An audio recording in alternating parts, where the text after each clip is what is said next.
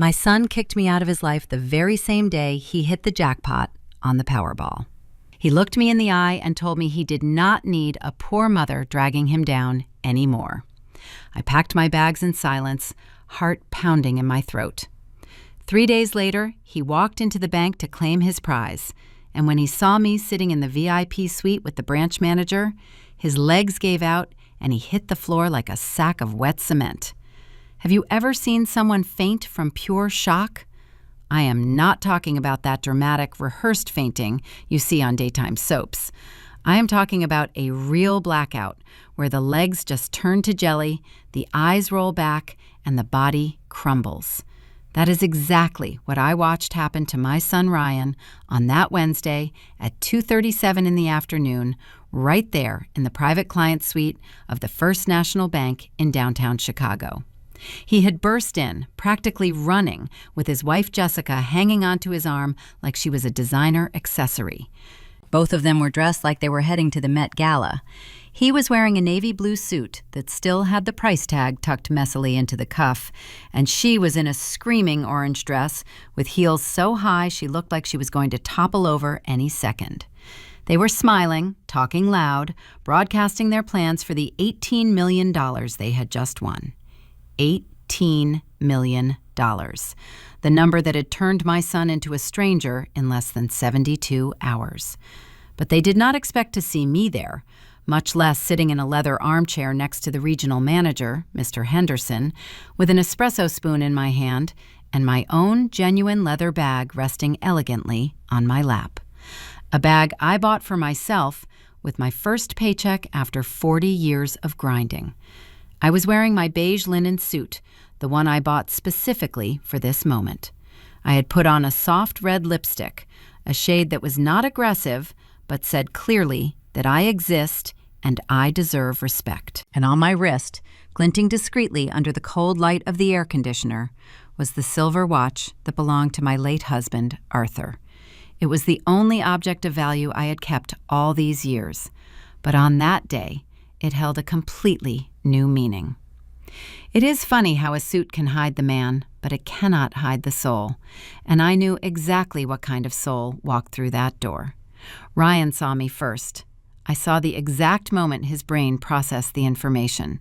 That woman sitting there, being treated like a VIP client, was the mother he had thrown out of his house 3 days prior, calling her dead weight. The color drained from his face. Literally. It was like someone pulled a plug and drained all the blood. His mouth opened, but no sound came out. And Jessica, that viper, squeezed his arm and whispered too loud, "Ryan, what is your mother doing here?" Mr. Henderson, who was beside me reviewing some papers, looked up with that professional smile and spoke with a firm, polite voice. "Good afternoon, Mr. Miller. Mrs. Susan arrived early. We were just finalizing the procedures for her premium account." Premium. That word dropped into the middle of the room like a bomb. "Premium?" Jessica repeated, her shrill voice going up 2 octaves. "What is he talking about, Ryan?" My son could not speak. He just stared at me, and I could see in his eyes, those brown eyes he got from his father, a mix of confusion, fear, and something I took a few seconds to identify. Shame. It was Mr. Henderson who continued, always professional, always correct. "Mrs. Susan became a special client of the bank this week, Mr. Miller. We are very honored to serve her. She is a woman of integrity. Your mother." He paused, looked at me as if asking for permission, and I just raised an eyebrow. He continued, "Would you like to explain to your son, Mrs. Susan, or do you prefer that I tell him?" The silence that fell in that room was heavy. It was one of those silences where you can hear the hum of the fluorescent lamp in the ceiling, the distant rumble of the air conditioning, and Jessica's shallow breathing. I took a slow sip of my coffee. I let the bitter taste spread on my tongue. I looked at my son, this 42-year-old man I raised alone, whom I fed by selling catering plates, whom I clothed with outfits I sewed myself at dawn, whom I put through a private college paying $850 a month for 5 years by making handmade truffles. I spoke with the calmest voice I could muster. "You can tell him, Mr. Henderson. My son deserves to know the truth." And that was when Ryan fainted. His legs gave way, his whole body collapsed. His head hit the corner of the coffee table with a dry thud that made me close my eyes for a second. Jessica screamed like a hysteric. She bent down and started patting his cheeks, yelling, "Ryan! Ryan! Someone call an ambulance!" I did not move from the chair. I just looked at that man lying on the floor. My son, my creation, my greatest mistake, and my greatest pain. I thought about everything that had happened in the last 3 days. I thought about the words he had spit in my face. I thought about the way he pushed me out of his life the moment the money appeared. I thought about how many nights I spent awake, wondering where I went wrong. And I thought about the secret I had kept for 40 years.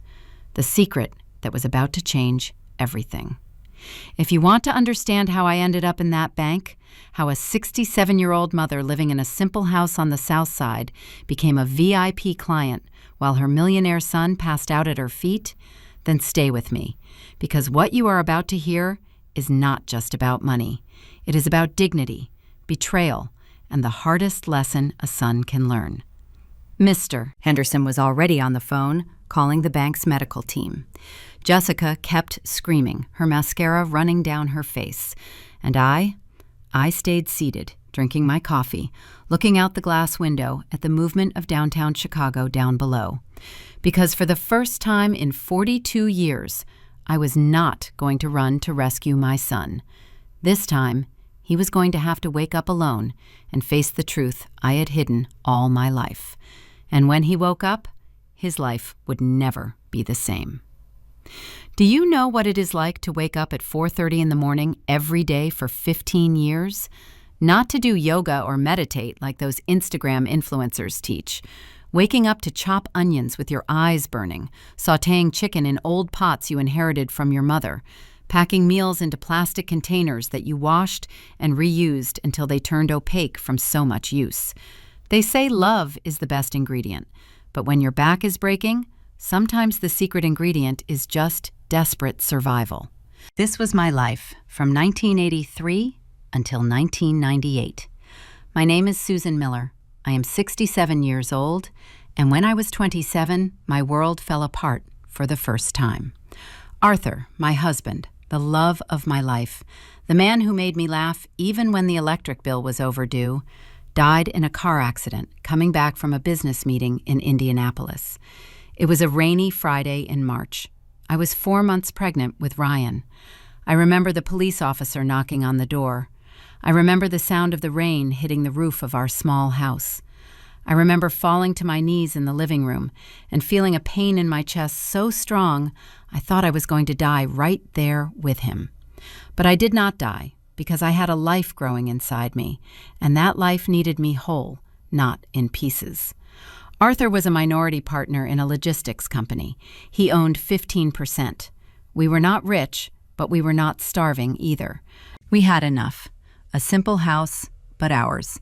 An old car, but it ran. Food on the table, and plans. So many plans. When he died, the company was broke. Debts everywhere. The other partners offered $8,000 for his share.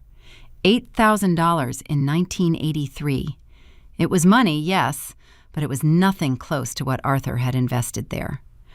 But I had no choice. I was pregnant, alone, without close family.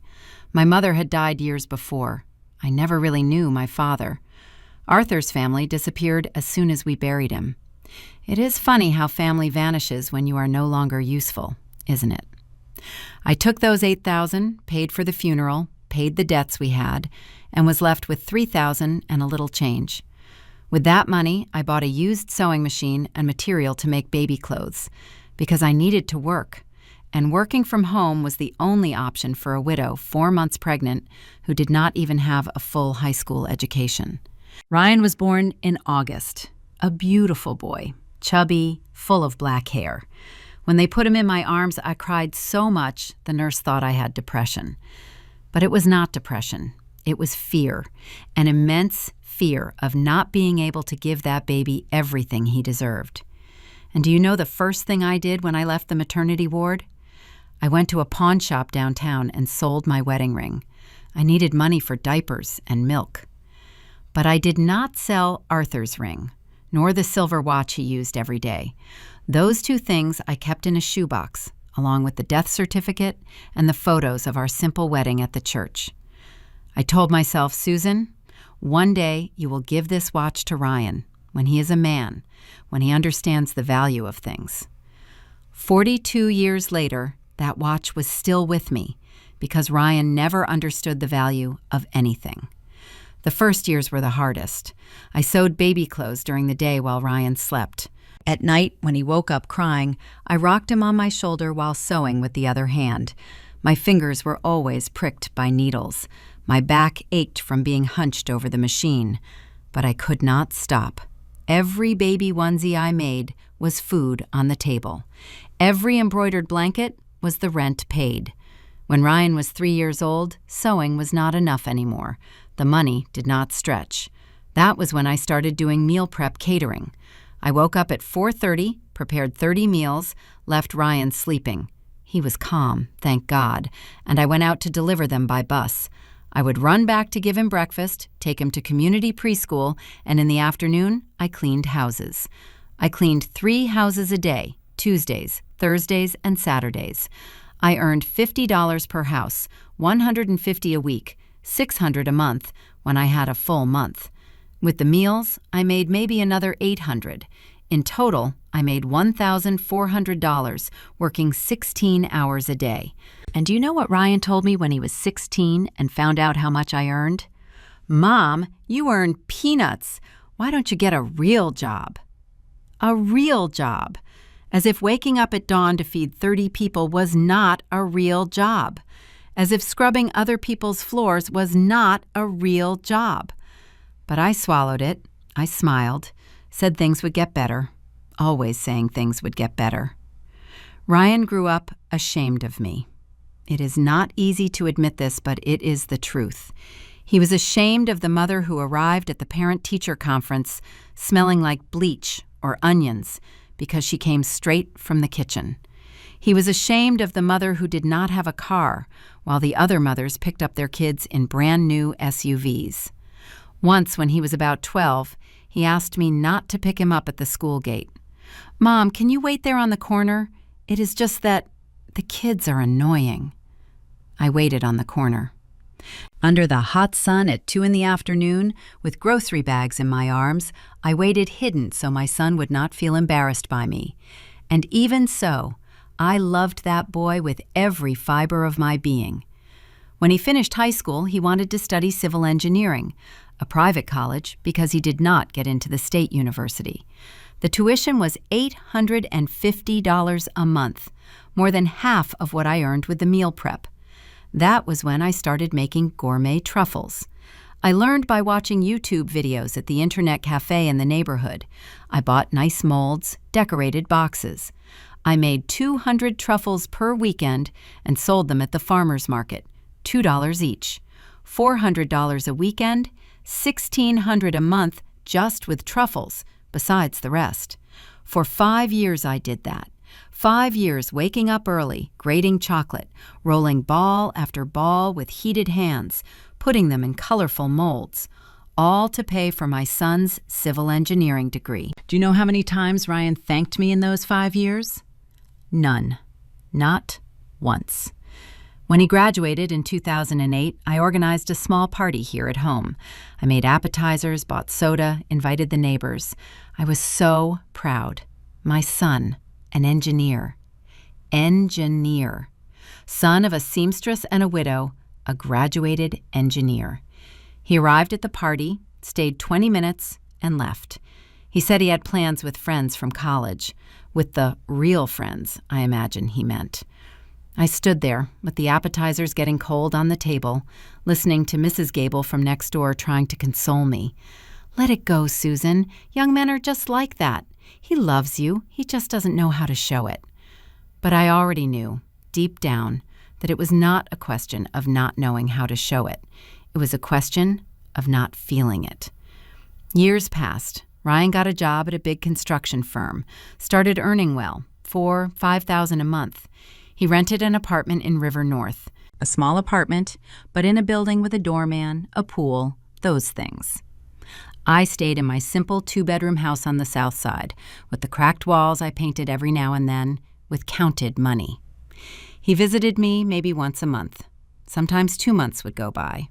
Always in a hurry, always looking at his phone, always leaving quickly. I never asked him for money, never. I continued making my meals, my truffles, cleaning my houses, because I had pride, and because, deep down, I still hoped that one day he would arrive here and say, "Mom, thanks for everything." But that day never came. And then, in 2019, he met Jessica, that woman who would transform my son from an ungrateful son into a cruel one. But that part of the story, that part needs special attention. Because when Jessica entered Ryan's life, I did not just lose a son. I lost the hope of ever being seen by him. Jessica Sterling. To this day, her full name leaves a bad taste in my mouth. She appeared at a barbecue Ryan hosted at his apartment in September of 2019. He called me, a rare thing, and said, "Mom, I'm having a barbecue on Saturday. I wanted you to meet someone important." Someone important. My heart skipped a beat. It had been so long since he included me in anything in his life that I thought finally things were going to improve. I bought a new dress at a department store downtown, $120 that hurt my pocket, but I paid happily. I baked 2 cakes, 1 carrot cake with chocolate frosting and 1 orange cake with glaze. I took 2 buses to get to River North. When I rang the buzzer, it took about 5 minutes for someone to open up. I heard laughter inside, loud music, that noise of people enjoying themselves. When the door finally opened, it was not Ryan who answered. It was her. Jessica was 35 at the time, but looked younger. Black hair, the kind clearly done at an expensive salon, with highlights cascading down her back. Artificial tan, long red nails that looked like claws. She wore a white linen set, pants and blouse, that probably cost more than I earned in 2 months. And the smile. That smile of someone who bites but does not chew. "You must be Ryan's mother," she said. It was not a question. It was a statement. And the way she said Ryan's mother, not Mrs. Susan, already made it clear that to her, I did not have a proper name. I was just a function. "I am, yes, Susan. I brought some cakes." I started extending the platters. She looked at the cakes as if I had brought something contaminated. "Oh, how cute! Homemade cake." The word homemade came out with such disdain that I felt it like a slap. "Let me see if there is space on the table. We ordered pastries from a French bakery." A French bakery. She made a point of emphasizing it, as if I did not know it was expensive. As if she needed to remind me that she had money to buy where I never could. I entered the apartment, and what I saw tightened my chest. There were about 15 people there, all well-dressed, all with that air of someone who never needed to grind in life. Ryan was on the balcony with 3 men, all in polo shirts and brand-name shorts, imported beer in hand, laughing loudly at some joke. He saw me and waved. Just waved. Did not come to greet me, did not introduce me to anyone, did not include me in any conversation. I stood there, stuck in the living room, holding my cake platters, not knowing where to sit, feeling every eye scanning me from head to toe. My new dress of $120 suddenly looked like a floor rag next to all those clothes. It was Jessica who guided me, or rather, pushed me, to the kitchen. "Come, let me show you where you can leave that," she said, already taking the platters from my hand. She put the cakes on the side of the counter behind a tower of fancy pastries that must have cost $300. My cakes, made with love, sat there, hidden, irrelevant. "Do you want a beer? Or we also have sugar if you prefer," she offered. And the way she said sugar made it clear she thought I did not have enough class to drink beer with them. "Water is fine, please," I replied, trying to keep my voice steady. "Is tap water okay, or do you prefer mineral?" She smiled, that hyena smile. "Listen, I am not timid. I know when someone is diminishing me. But she was my son's girlfriend, so I swallowed it and said, "The tap is fine." I spent 3 hours in that apartment. 3 hours sitting on the edge of the sofa, watching my son ignore my presence while he grilled meat for his friends, and for that woman who had already decided I was a problem to be solved. No one ate my cake. At the end of the night, when I went to leave, again, without Ryan offering to drive me or call an Uber, Jessica handed me the platters with the cakes intact. It was a shame. No one managed to eat everything, but take it. You can enjoy it at home. That hurt more than any slap in the face. In the Uber back, $87 that I paid myself, I cried silently in the back seat. The driver noticed, but said nothing, just turned up the music volume. But the worst was yet to come. Ryan and Jessica got married 6 months later. He called me to let me know. Did not ask for an opinion, did not ask what I thought, just announced it. "Mom, Jessica and I are getting married in October. I'll send the invitation later." The wedding was at a banquet hall by the lake, one of those places with a huge garden, crystal chandeliers, everything white and gold. You could tell from a distance that it cost a fortune. Her family paid for everything. Jessica made a point of making that clear. When I received the invitation 2 weeks before the wedding, I saw that my name was handwritten on the envelope, not printed like the others. And it came with a separate note from Jessica. "Mrs. Susan, the wedding has a dress code, black tie. Any doubts, let me know and I'll recommend a dress rental shop." Dress rental? As if I was not capable of buying a party dress. I bought one. I spent $480 on a pearl gray dress at a clearance sale. It was beautiful, simple but elegant. I got my nails done, fixed my hair at a cheap salon. I wanted to look presentable for my only son's wedding. I arrived at the venue at 4:30, half an hour before the ceremony. The entrance was already full of people. Imported cars parked, women in high heels and expensive dresses, men in Italian suits. I felt like an intruder. At the reception, a girl all smiles with a clipboard asked my name and checked the list. "You're at table 17, she said, pointing to the back of the hall. Table 17. I looked at the map of the tables displayed there. Table 1 was the bride and groom. Tables 2, 3, and 4 were her family. Tables 5 to 8 were close friends. Table 17 was practically in the kitchen, literally next to the service door where the waiters entered and exited with trays. I felt my legs wobble, but I breathed deep and went there. At the table were 7 other people I had never seen in my life. Later, I found out. They were Ryan's co-workers and their spouses, no one from the family. A mother knows when she is being erased. It does not happen all at once. It happens in the silence between phone calls and in the seating chart of a wedding. Just me, the groom's mother, left at the back of the room like a distant cousin no one wanted around. The ceremony was beautiful, I cannot deny. Jessica was radiant in a dress that must have cost $20,000. Ryan was elegant, happy, smiling at her as if she were the only person in the world. When he passed by table 17, walking towards the altar, our eyes met for a second, just a second, and I saw something there I will never forget. Indifference. My son looked at me with the same indifference you give a waiter you are not going to call over.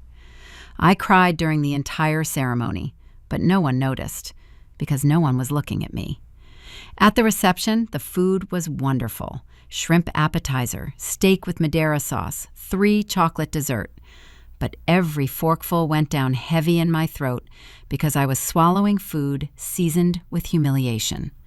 The bride and groom went around the tables to greet the guests. They started with table 1, obviously, then 2, 3, 4. They went table by table, taking photos, talking, laughing. When they got to table 17, Jessica waved from afar, just waved, and pulled Ryan by the arm. "Honey, come. Let's go talk to the people at table 18. They are your father's partners." Partners of her father. These deserved attention. I, the groom's mother, did not deserve even a hug. I left before the cake. I couldn't stand to stay. I called an Uber, $103, and went back to the South Side with my heart in tatters and my feet hurting in the tight shoes I had bought especially for that day. On the way, I thought about all the times I imagined Ryan's wedding. Since he was little, I dreamed of this day. Me dancing the mother-son dance with him thanking me in the speech, me crying with emotion seeing my boy happy. But none of those dreams included a table at the back of the room. None of them included being treated like dead weight. And none of them prepared my heart for what was coming next. Because after that wedding, things only got worse. Jessica had gotten what she wanted, a husband who idolized her, and a mother-in-law she could erase from history. And for 3 years, that was exactly what she did. 3 years passed since that wedding. 3 years where my contact with Ryan was summarized in short WhatsApp messages. Good morning, Mom. All good? And 2 visits a year, on his birthday in August and on Christmas. It was not a life. It was emotional survival. I kept going with my meal prep, now doing less because my body could not handle the same rhythm anymore. 67 years are not just 67 years when you spent 40 of them grinding 16 hours a day. My bones ached. My hands had arthritis. My spine complained every time I bent down to pick up a pot. But I kept going because stopping meant thinking, and thinking hurt more than any physical pain. It was on a Saturday, April 22nd, 10 in the morning, that my phone rang. One of those loud ringtones you set for important calls. It was Ryan. My heart raced. He never called on Saturday mornings. Something was wrong. Hello? Son, is everything okay? I answered with a trembling voice. Mom, I won the Powerball.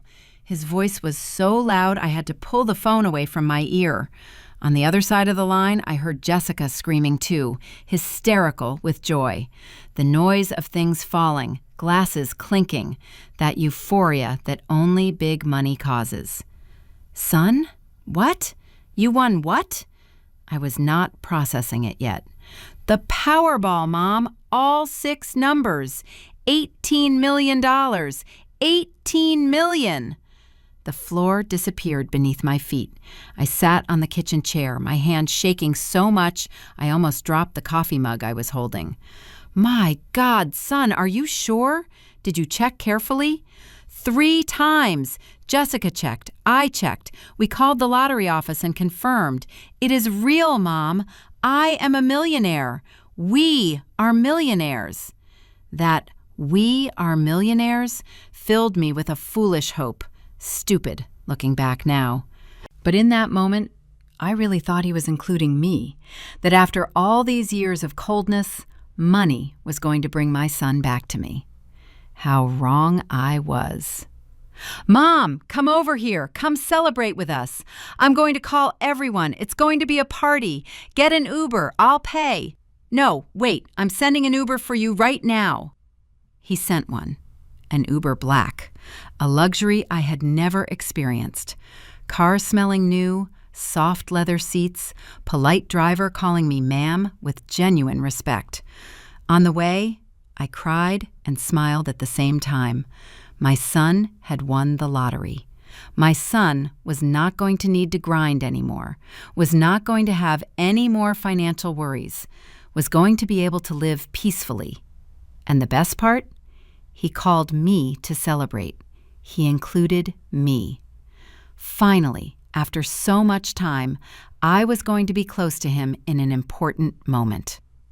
I stopped at a bakery on the way and bought ingredients to make a cake. I insisted. Orange cake with glaze, Arthur's mother's recipe, the grandmother Ryan never met, but who loved stories. I used the last $90 I had in my wallet on those ingredients. Quality flour, free-range eggs, organic oranges. I wanted to make something special. I arrived at his apartment at 12:40. The door was ajar. From inside came all that agitation, animated voices, music playing. I rang the bell and pushed the door open. The apartment was different. There were people I had never seen. A woman of about 50, extremely elegant, sitting on the sofa with a leather briefcase on her lap and a tablet in her hand. A man in a gray suit, glasses, serious air, also with papers spread on the coffee table. And Jessica, in the middle of the room, talking nonstop, gesturing, eyes shining in a way that bordered on madness. So we will invest at least half in fixed income, about 30% in real estate, and the rest we keep liquid for... She stopped when she saw me. The smile froze. "Ah, Mrs. Susan, you arrived." Mrs. Susan, not mother-in-law, not Ryan's mom. Mrs. Susan, as if I were the cleaning lady who had come to fix something. "Hi, Jessica. I brought a cake to celebrate." I lifted the platter with both hands, proud of my work. She looked at the cake as if I had brought a dead cat. "Ah, how thoughtful." She took the platter from my hands and put it on top of the kitchen island without even looking properly. "We already ordered sweets from the French patisserie, but thanks." The most expensive bakery in Chicago, where a tiny cake costs $100. Ryan appeared from the bedroom, phone stuck to his ear, talking to someone about investments, stocks, things I understood nothing about. When he saw me, he waved quickly, mouthed a "Hi, Mom," without sound, and continued on the call. The woman on the sofa stood up and introduced herself. "Luciana Fox, financial consultant. Jessica hired me to help with estate planning." She shook my hand mechanically, already turning her face back to Jessica before I even squeezed properly. And the man in the suit, Mr. Mauricio Rivers, a lawyer specializing in succession and wealth management. Wealth management. 18 million turned into wealth in a matter of hours. I sat on the sofa, or rather, I squeezed into a corner of the sofa because the coffee table was full of papers, charts, printed spreadsheets. I stayed there, quiet, watching all that coming and going while making myself invisible. Jessica talked nonstop. "We need a new car. That Ford doesn't cut it anymore. I'm thinking of a Porsche Cayenne. What do you think? And the house? Is there that new gated community in the North Shore? Houses for $5 million? Private pool? 24-hour security?" Ryan had hung up the phone and joined her, the two sitting on the floor, surrounded by photos of luxury real estate printed from the website. "This one here is beautiful, babe. 4 suites, gourmet grill, complete leisure area." He pointed excitedly. Gourmet grill. My son, who ate his whole life from my little brick grill in the backyard. I stayed there 2 hours. 2 hours listening to Millionaire plans, listening to Jessica dream out loud about trips to Paris, Dubai, Maldives. 2 hours watching my son transform into someone I did not recognize. Until I, innocent, dumb, too hopeful, opened my mouth. "Son," my voice came out low, almost shy, "aren't you going to help old man Jenkins down at the mechanics? Remember? He gave you a ride to college every day for 2 years, never charged anything." The silence that fell in the room was heavy. Ryan looked at me with an expression I had never seen. Irritation. Pure irritation. "Mom, please, don't start." "Don't start what, son? Mr. Jenkins gave you a ride because he was going the same way. It wasn't a favor, and I always filled his tank. It wasn't for free." Lie. Bare-faced lie.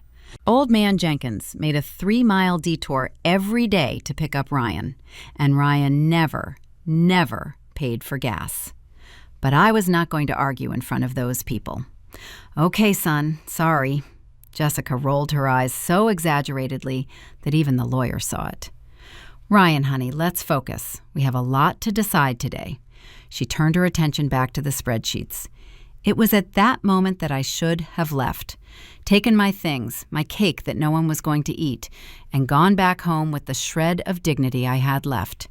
But I did not go, because that idiot part of my heart still had hope that at any moment my son was going to remember I was there and was going to include me in the conversation, was going to ask me what I thought, was going to share this joy with me for real. At 5 p.m, the financial consultant and the lawyer left. Jessica ordered Japanese food, $320 in sushi and sashimi. When it arrived, she served it on the kitchen island and called Ryan. "I'm not even going to grab a plate, babe. Let's eat straight from the package. I'm starving." They ate there, the two of them, talking low about the next week's schedule. Meeting at the bank, visiting houses, test drive at the dealership. My cake sat ignored on the counter, and no one offered sushi to me. It was there, in that pathetic moment, sitting on the sofa, watching my son eat expensive food without even remembering his mother was there, that something inside me started to crack. It did not break yet, but it cracked. "Son, I think I'm going. It's late." I got up, took my bag. "Okay, Mom, bye. Whatever happens, I'll call you." He did not even look at me. He was on his phone, watching something, laughing at some nonsense.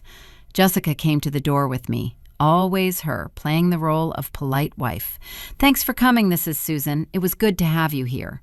A lie so obvious it hurt. I went down the stairs. I did not want to wait for the elevator because I was about to cry and I was not going to give her the pleasure of seeing me vulnerable. In the lobby, I sat on a bench in the common area and cried. I cried silently, wiping the tears with the back of my hand, trying not to make noise. I took an Uber pool back home, $31 split with 2 other people. Me, who had arrived in an Uber Black, a gift from the Millionaire son. The cake stayed there. I forgot it. Or maybe I didn't forget. Maybe I left it on purpose, hoping that at some point Ryan would see that cake, remember me, and feel at least a drop of remorse. But he did not feel it, because 2 days later, the worst was yet to come. And when the worst arrived, it arrived with words so sharp they cut deeper than any sword. Sunday, 7 at night. Ryan called me asking me to come back there. "Mom, come have dinner with us. Jessica made lasagna." Jessica making lasagna. That woman who I had never seen even fry an egg. But I went because I am a mom. And moms are like that. Even after being forgotten on the sofa, even after seeing their own cake being ignored, we still go when they call. We still believe that this time will be different. I took the bus, 2 transfers, an hour and 15 minutes travel time. I could have ordered an Uber, but my $90 from the cake still hurt the budget. I arrived at 8:30. The doorman let me up. The door was closed this time. I rang the bell and waited. It took a while. I heard dragging footsteps, someone complaining, "Who is it at this hour?" And finally Ryan opened.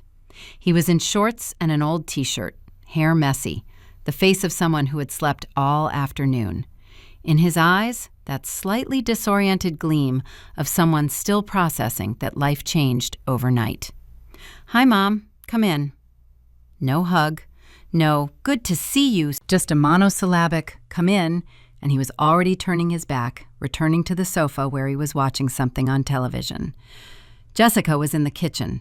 When I entered, I saw there was no lasagna at all. There were delivery packages spread on the counter, Mediterranean food, hummus, kebabs. "Ah, Mrs. Susan, hey, I changed my mind about the lasagna. Found it too much work. Ordered food." She did not even look at me while speaking, busy scrolling on her phone. Too much work to make lasagna on the day you just won $18 million. Makes sense. "It's fine. I can eat anything," I replied, keeping the tone neutral. The dinner was strange, silent. Ryan ate looking at his phone. Jessica ate looking at her phone. I ate looking at the plate, trying not to let the discomfort choke me along with the food. It was when we finished that it started. I had brought a small bag with some fruit I bought at the market on the south side. Oranges, bananas, papaya, simple things. I put it in their fridge, which was almost empty, by the way. "I brought some fruit for you guys. Bought it at the market. Looked nice." Jessica opened the fridge, saw the fruit, and let out a short laugh. That kind of laugh that has no humor, only poison. "Ah, how cute. Neighborhood market." She took an orange, examined it like it was an alien object. "Ryan, babe, we're going to start buying at Whole Foods now. Organic fruit, you know? Those that come in wooden crates." Fruit in wooden crates. $20 a papaya, $40 a bag of oranges, while there are people starving in the world. But I swallowed it. Again, I swallowed it.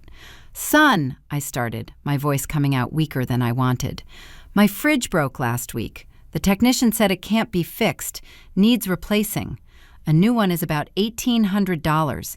I wanted to know if you—" I did not finish the sentence. Ryan's face changed. It was instant. The eyes widened, the jaw clenched. That vein in his forehead that always popped when he was nervous started to pulse. "Seriously, Mom?" His voice came out through his teeth. "You come here to ask for money?" "Son, it's not asking.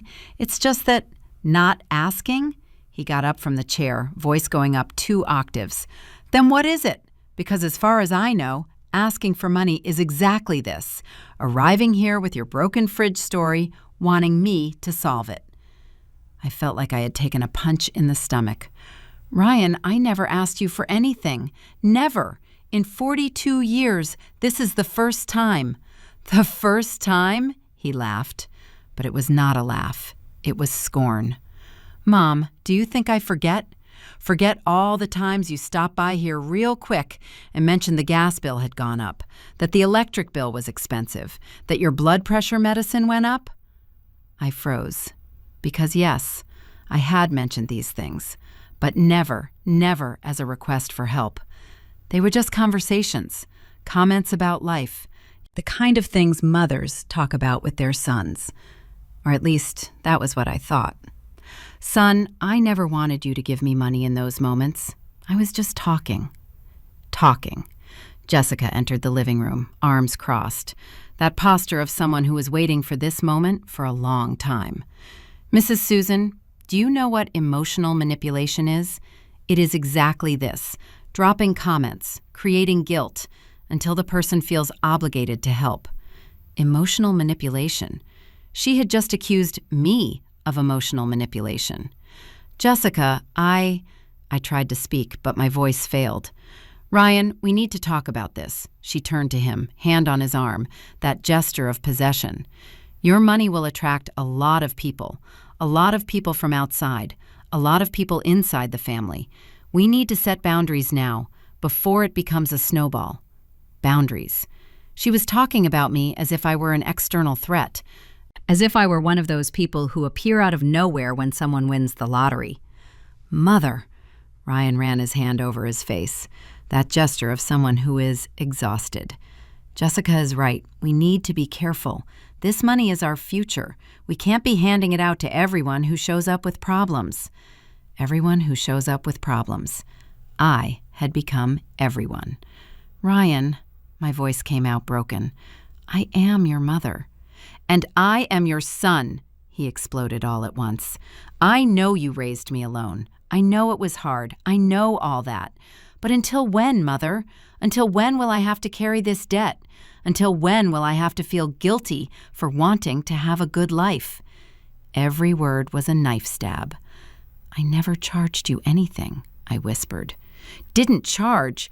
Your existence is a charge. Every time I see you in that house falling to pieces, every time you arrive here with your simple clothes, your homemade cakes, it is a silent charge. It is a reminder that I have and you don't." I felt my legs fail. I leaned on the wall because I was certain I was going to fall. "Son," it was all I could say. "Son." "Ryan, calm down." Jessica put her hand on his chest, doing that little theater of a worried wife. But in her eyes, I saw satisfaction. She was enjoying this. "Babe, your mother needs to understand. We're going to have a lot of important meetings this week with bankers, investors, serious people. We need to focus. Can't keep solving the problem of family all the time." Family problem. I was a family problem. It was in that moment that it happened. I was holding a porcelain cup in my hand, white with a gold rim, a cup my grandmother gave me when I married Arthur. Objects hold memories, and when they break, it feels like the memories are spilling out onto the floor, impossible to gather up again. One of the few things I had kept all those years and foolishly brought to drink coffee there while they ate. My hands were shaking so much the cup slipped, fell on the porcelain tile floor, exploded into 1,000 pieces. The noise echoed in the room like a gunshot. Jessica gave a dramatic jump, hand on her chest. "My God, look at that! You broke our set! Ryan, that is from the collection we got for the wedding." It wasn't. That cup was mine. But she lied to my face, and Ryan did not defend me. "Sorry." I bent down to gather the shards, hands shaking, tears starting to blur my vision. "Leave it, Mom. The cleaning lady cleans it tomorrow." Ryan spoke with such coldness that the shards of the cup seemed less sharp than his words. I stood up. I looked at my son, really looked, and I saw something strange. "Ryan," my voice came out firm now, firm and frozen. "Tell me one thing. When you won that money, what was the first feeling you had? Happiness or relief that finally you wouldn't need me anymore?" The silence was absolute. He did not answer, and the lack of an answer was answer enough. "Mom, I think it's better you go home." Jessica stepped forward, already taking my bag that was on the sofa and extending it to me. "It was a long day for everyone. We need to rest. Ryan has a meeting at the bank Wednesday morning to claim the prize. Lots to sort out." Wednesday morning, meeting at the bank. I took my bag, said nothing, just looked at Ryan one last time, waiting, still waiting, even after everything, that he would say something, that he would ask me to stay, that he would apologize, that he would go back to being my son. But he did not come back. "Bye, Mom. I'll call you later."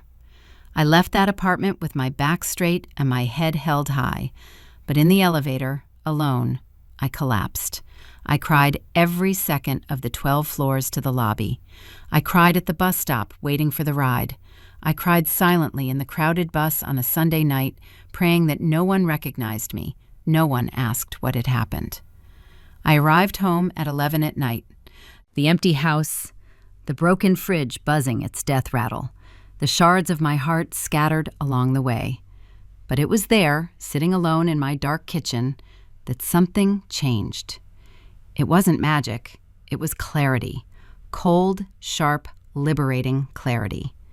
I got up, turned on the light, went to my bedroom, and opened the old wooden wardrobe. In the back, under blankets I hadn't used in years, was a battered shoebox. I opened it. Inside were documents I kept for decades. Yellowed papers, a photo of Arthur, his death certificate, and a white envelope with the letterhead of a law firm. Mr. O'Malley, Pro Bono Law. Inside the envelope, a letter dated 2 weeks ago. "Mrs. Susan, it is with immense satisfaction that we inform you, after 38 years of processing, lawsuit NDE 4892-1985 has reached a final verdict. You are entitled to compensation in the amount of $2,300,000, referring to the irregular dissolution of the partnership of which your late husband was a partner. $2.3 million, money that was mine, money I had conquered after almost 4 decades of waiting, of paperwork, of a judicial process that I followed in silence with the help of a kind lawyer I met at church. Money changes the scenery, but it does not change the view from your own eyes. I was going to use it to help Ryan, to surprise him, to make him see that the poor mother who drags him down had, in truth, managed to guarantee a better future for both of us. But now I had another plan. I grabbed my cell phone, called Mr. O'Malley, even though it was almost midnight. He answered. He always answered when I needed him. "Mr. O'Malley, sorry about the hour. I need to schedule an urgent meeting at the bank. I want to deposit the settlement money, and I need a favor." On the other side of the line, he listened to everything that had happened. And when I finished, his voice came firm. "Mrs. Susan, you will have the justice you deserve, I assure you." Wednesday, 2 p.m, First National Bank. My son was going to withdraw $18 million. And he was going to discover that the poor mother he humiliated had more than money. She had dignity. And when someone loses their dignity in the search for money, they discover they lost everything.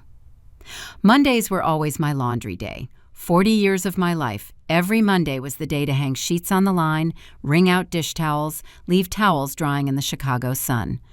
But on that Monday, April 24th, I did not wash any clothes. I woke up at 5 a.m, not because I needed to, but because I could not sleep. I sat on the bed, looking at the cracked ceiling of my room, listening to the noise of the first buses passing on the avenue, thinking about every word Ryan had spit in my face on Sunday. I don't need a poor mother dragging me down. I got up, made coffee, sat at the kitchen table with the steaming mug in hand. A common mug, glass, the kind you buy in a set of 6 for $15. Nothing porcelain, nothing emotional inheritance that could break and take a piece of me with it. Mr. O'Malley's brown envelope was open in front of me. I read the letter for the 5th time in 12 hours. $2,300,000. Numbers that seemed unreal, almost obscene there in my simple kitchen, with the broken fridge humming its death song, with the faucet dripping because the washer was worn out. I picked up the phone, dialed. "Mr. O'Malley, good morning. Sorry to bother you so early." His voice came calm, always calm. "Mrs. Susan, you never bother. Did you manage to sleep?" "Not much." I took a sip of coffee. "I need a meeting at the bank today. Can it be done?" "Today? Let me see here." I heard him typing on the other side. "I can get 3 in the afternoon at the downtown branch. I'm going to call the regional manager right now." "Regional manager?" "Mrs. Susan, $2,300,000 are not deposited at a common teller window. You are going to be a special client. Premium. You will have a dedicated manager, private room, the whole VIP treatment." VIP. Me, Susan Miller, seamstress from the South Side, VIP client. The irony was so big, I almost laughed. Almost. "Is there anything else, Mr. O'Malley?" I hesitated. "My son is going to claim the lottery prize this week, at the same bank. Can you find out what day?" Silence on the other side. Then, "Mrs. Susan, are you sure about this? About what you are planning?" "I am." My voice came out firmer than I expected. He needs to know, needs to understand that the mother he humiliated, who he kicked out, who he called dead weight, is not what he thinks. "Leave it with me. I'll find out." I hung up and stood there looking at the kitchen wall where there was an old framed photo. Me and Ryan. Him, 8 years old, smiling in front of Millennium Park. It was his birthday. I had made truffles all week to manage to pay for that outing. Park entrance, popcorn, a cheap remote control car he wanted so much. In that photo, he looked at me as if I were the most important woman in the world. When did that change? When did I stop being a mother and turn into a problem? I got up, took the photo off the wall. I put it inside the kitchen drawer. Not with anger, just with detachment. That boy in the photo did not exist anymore. At 2:15 in the afternoon, I was in front of my bedroom mirror, choosing what to wear. I had 3 options. The pearl gray dress I wore at the wedding, black pants with a white blouse I used to go to church, or the beige linen suit I bought 6 months ago on clearance and had never worn because I was saving it for a special occasion. I chose the beige suit. I got ready calmly, applied lipstick, soft red, the kind that gives an air of seriousness without looking exaggerated. Put my hair in a low bun, put on the leather sandals I bought in 2019 and only wore for weddings and birthdays. And I took Arthur's silver watch. My fingers trembled when I opened the velvet box where it was kept. I hadn't worn it in years, was afraid of losing it, breaking it, getting robbed on the bus. But on that day, I needed him with me, needed to feel the weight of it on my wrist, as if Arthur were there saying, "Go, Susan, you deserve it." I put it on my left wrist. The cold metal against the skin gave me chills. I grabbed my leather bag, the genuine one I bought with the first salary after I stopped doing meal prep and got a steady job at a cook at a private school. $53 a day, Monday to Friday, with benefits. It was the first clean money I earned after 40 years in the informal economy. With that first salary, I bought that bag, $240 at a store on Michigan Avenue. The saleswoman looked at me with disdain. My simple clothes, my style of people who didn't have money. But when I put the bills on the counter, her look changed. I never forgot that moment, the feeling of being able to buy something of quality without needing to pay in installments, without needing to ask for a discount, without needing to humiliate myself. And on that day, going to the bank, I was going to feel that again, but multiplied by millions. The Uber arrived at 2:30. Regular Uber, not black. I didn't need luxury. I needed dignity. On the way, the driver tried to make conversation. "Going downtown to work, ma'am?" "Going to handle some things at the bank," I replied, looking out the window. "The bank is always a headache, right? Lines, bureaucracy." Today there won't be a line. I spoke more to myself than to him. I arrived at First National Bank at 2:55. The building was huge, all glass, reflecting the afternoon sun. People entering and exiting, most with tired faces, carrying papers, complaining about the delay. I entered through the main door and a receptionist stopped me. "Good afternoon. Do you have an appointment?" "I do. Susan Miller, meeting with Mr. Henderson, regional manager." She went to the computer. The expression changed instantly. Her eyes widened slightly. The smile became broader, posture straighter. "Ah, yes, you are a premium client. Please follow me. I'll take you straight to the VIP suite." Premium client. She said that out loud, and people around looked. A lady of about 70, well-dressed, but without exaggeration, being treated like a premium client. I went up in the exclusive elevator, the one that only worked with an access card. The receptionist used hers and pressed the 10th floor. When the doors opened, it was another world. Silent carpet, air conditioning at the perfect temperature, leather armchairs, paintings on the walls, and silence. That silence of big money where problems are solved in low voices and with discretion. "This way, Mrs. Susan." The VIP suite had a mahogany table, 6 brown leather armchairs, a huge window with a view of the city, and a mini bar with water, espresso, and even champagne. Mr. Henderson received me personally, a man of about 45, impeccable navy blue suit, red tie, a genuine smile that took me by surprise. "Mrs. Susan, what a joy to meet you again." He extended his hand, and, when I shook it, he covered it with the other hand in a gesture of true human warmth. I did not recognize him immediately. "Mr. Henderson, excuse me, but you don't remember me, do you?" "Normal. I was a kid. Bobby, son of Marcia, the seamstress from the North Side." Marcia. The name hit me like lightning. Marcia, the seamstress? "That's it, my mother." He smiled, eyes tearing up slightly. "You sold meals for her in '95, remember? My mother was going through hard times after my father died. No money, 3 kids to raise. You found out and started bringing meals every day for free for 6 months. Said it was leftovers that were going to spoil. But I knew it wasn't leftovers. You were giving food to us."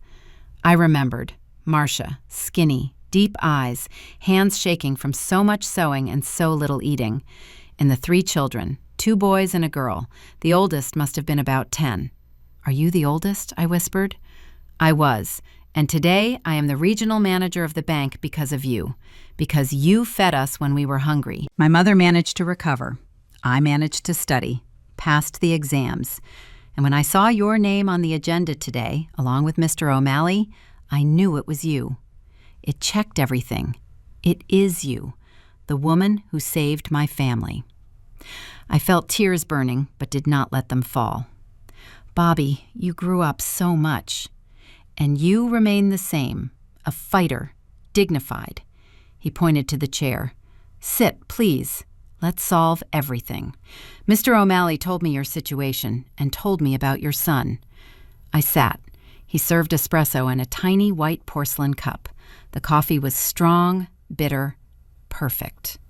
"Mrs. Susan, your son's scheduled to claim the prize on Friday, tomorrow at 2 in the afternoon, right here in this room."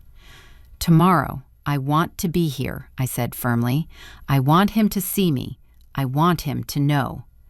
Mr. Henderson nodded slowly. "Ma'am, are you sure? It will be painful for both." "I know, but I need to." I breathed deep. He called me a poor mother who holds him back, kicked me out of his house because I asked for help to buy a fridge. He needs to know that the mother he humiliated has more than money. She has history. She has conquest. She has value. "Then, let's do this." Mr. Henderson opened a folder. "Ma'am, deposit the $2.3 million today. I open your premium account. I configure your investments according to Mr. O'Malley's guidance. And tomorrow at 2 in the afternoon, you will be here with me when your son arrives." And that was exactly what we did. I signed papers, typed passwords, confirmed deposits, and in 40 minutes, I stopped being Susan, the seamstress from the South Side, and became Susan Miller, premium client of First National Bank with $2.3 million in the account. When I left the bank at 5 in the afternoon, the sun was starting to set. The golden light hit the glass buildings of downtown. I got an Uber back home, and during the whole trip, I looked at Arthur's watch on my wrist. "Tomorrow, love," I whispered to the watch. "Tomorrow he will understand." I arrived home, took off the beige suit, stored it carefully, took a shower, made a simple vegetable soup, ate at the kitchen table, alone, in the silence of my house, and for the first time in weeks, I slept the whole night, without nightmares, without anguish, because I knew that the next day, at 2 in the afternoon, my son was going to learn the hardest lesson of his life. And when pride and money blind a son, only the naked, raw truth can open his eyes. Wednesday, Judgment Day. I woke up at 6 in the morning, even without setting the alarm. The body knew that day was different. I got up, opened the bedroom window, let the fresh morning air enter. Chicago in April has a crisp air that stings the nose a little, but that day, even the cold air seemed lighter to me. I made coffee, sat in the kitchen, and for the first time in 42 years, looked at Arthur's photo without feeling that tightness in the chest. I grabbed the picture frame that was on the living room table, him smiling in a plaid shirt, arms crossed, that relaxed way that made me fall in love at 19. "You knew, didn't you?" I spoke to the photo, as if he could hear me. "You knew that partnership was going to be worth something one day. It wasn't for nothing you insisted so much on those papers, even when everything was going wrong." Arthur had been a merchant, started selling car parts in a shop, worked so hard, saved so much, that in 1981 he managed to enter as a minority partner of a new company, Midwest Logistics. 15% of the partnership. Invested everything he had. The company started well, delivered merchandise for stores, transported cargo, had 3 trucks. But in '83, with the economic crisis hitting, things fell apart. Clients stopped paying, fuel skyrocketed, one of the trucks crashed, and insurance didn't cover it. Midwest Logistics was sinking. It was when Arthur started fighting with the other partners. He wanted to try to save the company, get a loan, reduce costs. But the 2 majority partners, Richard Fox and Paul Mendez, wanted to close everything, declare bankruptcy, each go their own way. I remember the arguments at home. Arthur arrived nervous, irritated, saying the partners were hiding something, that there was money coming in that didn't appear in the reports. "Susan, they are cheating me. I know they are, but I can't prove it." He died 3 weeks later. Accident on I-65, returning from a tense meeting in Indianapolis where he had tried to get a new contract to save the company. When he died, I was 4 months pregnant and destroyed. I didn't have the head to think about the company, the partnership, the lawsuit. The 2 partners came to the funeral, Richard and Paul, in black suits, sympathetic faces, and 2 weeks later appeared at my door with a proposal.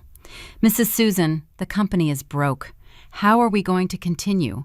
We are going to close operations. We are offering $8,000 for Arthur's share. It's all we can manage."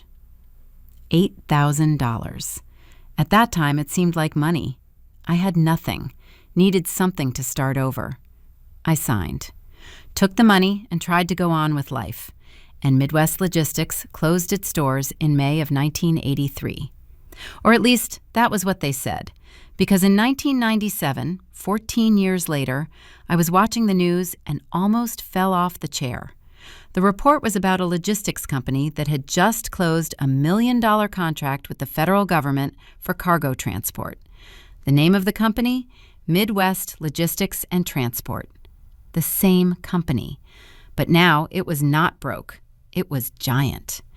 50 trucks, headquarters in 4 states, contracts with large supermarket chains and with the government itself. I felt my blood freeze. Called the number that appeared on the company website, spoke to a secretary, asked for the partners. She confirmed. Richard Fox and Paul Mendez. The same ones. Those men had lied to me, had said the company was bankrupt, had paid me crumbs for Arthur's share, and then rebuilt everything alone. Kept everything. I didn't know what to do. Had no money for a lawyer, no legal knowledge, was just a widow with a teenage son, working 16 hours a day to survive. I kept that information in my chest like a shard of glass. It hurt, but I didn't know how to remove it. Until 2003. I was at the Baptist church on the South Side on a Sunday morning. The pastor had invited a lawyer to give a lecture on labor rights for the community. The man was about 50, gray hair, thin wire glasses, a calm way of speaking that inspired confidence. At the end of the lecture, he said, "If anyone here has any legal question, you can seek me out. I do some pro bono work for those who cannot pay." I waited. When the line emptied, I approached him, with legs jelly from nervousness. "Sir, my name is Susan. I wanted guidance on a partnership my late husband had. I think I was cheated." Mr. O'Malley listened to me for an hour, wrote everything down, asked for the documents I had, Arthur's death certificate, the partnership contract, the receipt for the $8,000 I received. 3 weeks later, he called me to his office. A small place, simple but organized. "Mrs. Susan, you were robbed. Legally robbed, but robbed.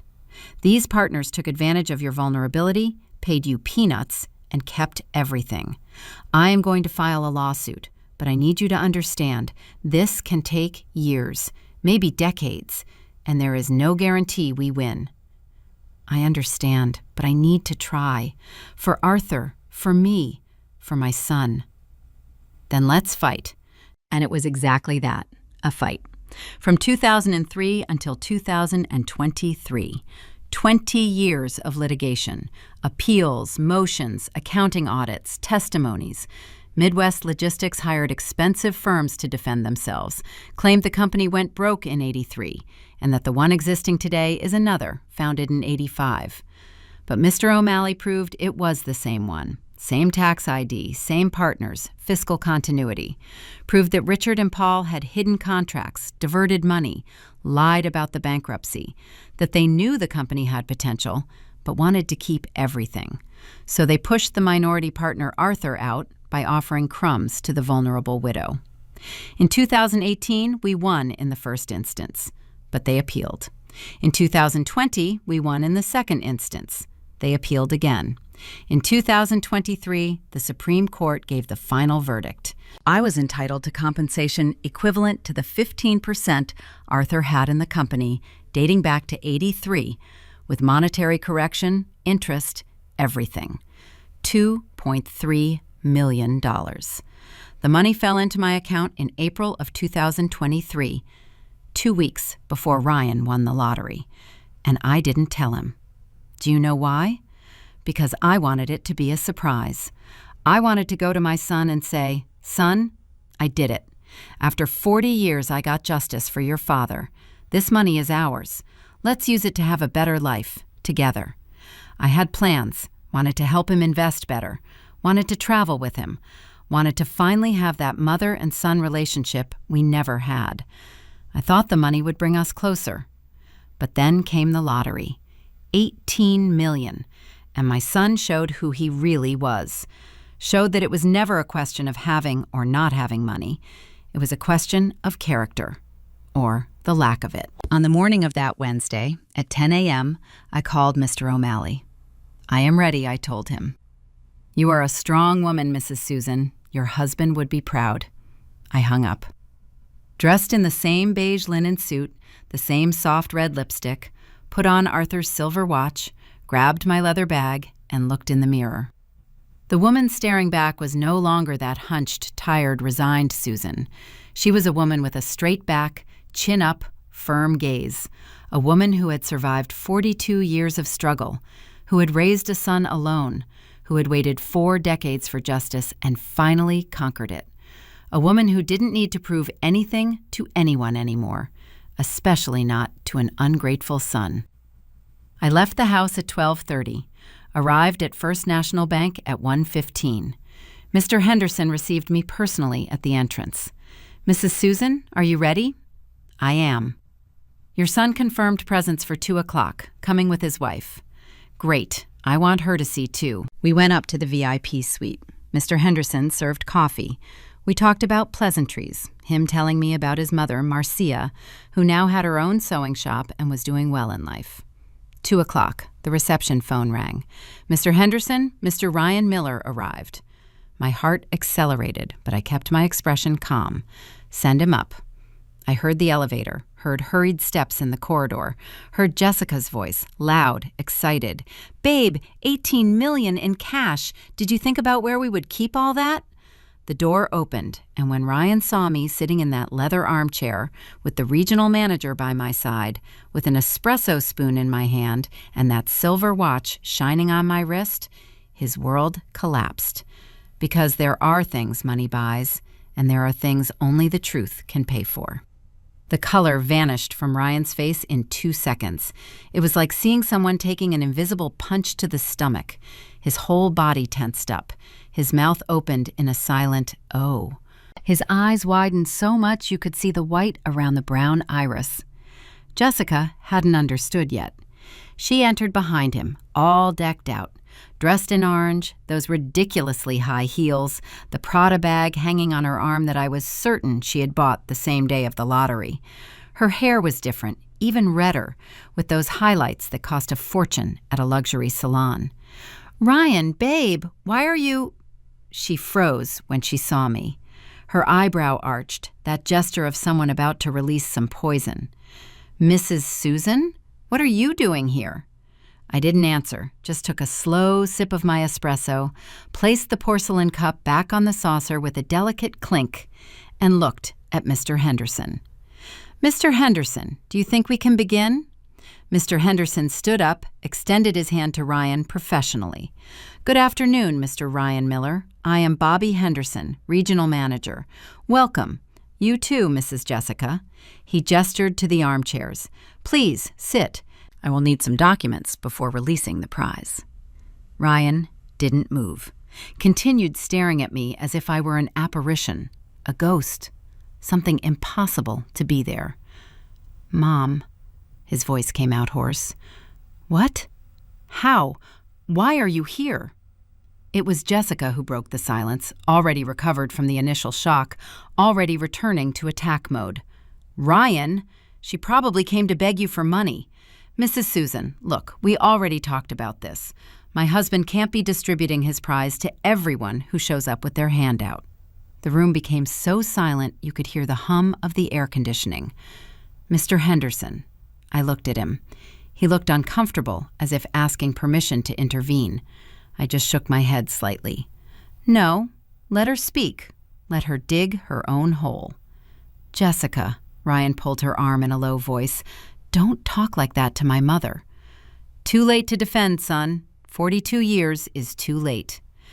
"Mr. Ryan, Mrs. Jessica," Mr. Henderson returned to professional tone, that neutral tone of someone who deals with awkward situations all day. "Let's focus on the withdrawal procedure. Please, sit down." Jessica pulled Ryan by the arm and the two sat in the armchairs facing the desk. She shot me a side eye, of those poisonous looks a woman gives when she feels she is losing territory. Mr. Henderson opened a folder. "Before we initiate the withdrawal process of the $18 million, I need to inform you about some formalities. The value will be deposited in a special account. You will become premium clients of the bank, will have access to exclusive financial consulting." He continued speaking, but I saw Ryan wasn't paying attention. He kept looking at me sideways, trying to understand. Jessica, on the other hand, drank every word, was already calculating, planning, daydreaming about that money. It was when Mr. Henderson dropped the bomb. "And I take the opportunity to inform you that Mrs. Susan is also our premium client. In fact, she arrived before you today because we had an estate planning meeting scheduled." Time stopped. Ryan blinked 3 times in a row, processing the information. What? Mrs. Susan, Mr. Henderson repeated calmly, is a premium client of First National Bank since Monday of this week. Deposited a significant amount and is being served by our high net worth investment sector. Jessica let out a short laugh, one of those laughs of disbelief mixed with contempt. Premium client? Mrs. Susan? With what money? Silence. I looked at her. Really looked. Saw that woman who had spent 3 years treating me like trash, humiliating me, pushing me away from my own son, and felt nothing, neither anger nor hurt, just a cold emptiness where before there was hope she would change. $2,300,000, I said, voice coming out so calm even I surprised myself. The judicial compensation regarding the partnership my late husband had in Midwest Logistics. The lawsuit lasted 20 years. 1. The money hit my account 2 weeks ago. Jessica's jaw dropped. Ryan turned white. Not that white of astonishment, that white of someone who just understood he made the biggest mistake of his life. Mom! He tried to speak, but his voice failed. 2 weeks before your lottery, Ryan, I continued, implacable now, I received this news and felt so happy because finally I could help you, could come to my son and say, we did it. After 40 years of struggle, we did it. Your father's money finally arrived and I wanted to share it with you, wanted to invest in your future, in our future. I saw his hands shaking. But then you won the lottery, and I thought, perfect. I'll wait for you to calm down with all this euphoria and then tell you the news. Let's celebrate together, mother and son, finally with conditions to live peacefully. My voice hardened. But you didn't give me time, did you, Ryan? Called me to your house, exposed me in front of strangers, called me a poor mother who holds you back, kicked me out because I asked for help of $1,800 for a fridge, while you had just won $18 million. He was shaking now, shaking for real, hands gripping the arms of the chair. I didn't know, he whispered. Of course you didn't know. My voice came out louder than I intended. I breathed deep, returned to calm tone. You didn't know because you never cared, never asked how I was, never wanted to know about my life. To you, I was always just the mother, that obligation you carried, that stone in your shoe reminding you where you come from. Jessica tried to intervene, voice coming out shrill. Mrs. Susan, you are exaggerating. Ryan always what? I turned my head to her so fast she gave a little jump in the chair. Always loved me? Always respected me? Always treated me with dignity? Tell me, Jessica, in which of his parties was I treated like his husband's mother? At the wedding, when they put me at table 17 near the kitchen? Or at the barbecue, when you said my homemade cake was cute, with that tone of mockery? She turned red, opened her mouth to answer, but no sound came out. Mr. Henderson cleared his throat again. Maybe it is better I give some time for the family to talk. No need, Mr. Henderson. I stood up from the chair, took my bag. I already finished my meeting. Are the documents for my trip to Europe ready? Yes, Mrs. Susan. 6 months, first-class tickets, hotels reserved, everything you asked for. Perfect. Europe. First class. 6 months. I saw the shock multiply on Ryan's face. He stood up in a jump, almost knocking over the chair. Mom, wait, I need to talk to you. No, Ryan, you don't need to. I looked at him for the last time that day. You need to withdraw your $18 million, buy your Porsche, your $5 million house, travel to Dubai, do everything you planned with me sitting on the sofa, invisible, irrelevant. Mom, please. I am not angry, son. I am at peace. And it was true. I really was. For 42 years, I blamed myself. Thought I had failed as a mother, that if I had given more, done more, been more, you would love me. But now I understand. It is not about me. It never was. It is about you, about who you chose to be. I walked towards the door. Mr. Henderson opened it for me, always gentle. Mrs. Susan, Ryan's voice was choked now. I am so sorry. I didn't know. If I knew... I stopped at the door, turned. If you knew what, Ryan? That I had money? Then I would deserve respect? Then I would be good enough to be in your life? I shook my head. That only proves my point. You didn't lose a poor mother. You lost a mother who loved you unconditionally. And unlike a lottery prize, that cannot be recovered. I left. Heard a noise behind me. Something falling. Heard Jessica screaming. "Ryan! Ryan! Someone help!" But I didn't go back. Entered the elevator, pressed the button, and when the doors closed, cutting the vision of that VIP suite, of that sun crumbling, of that life that was no longer mine, I breathed.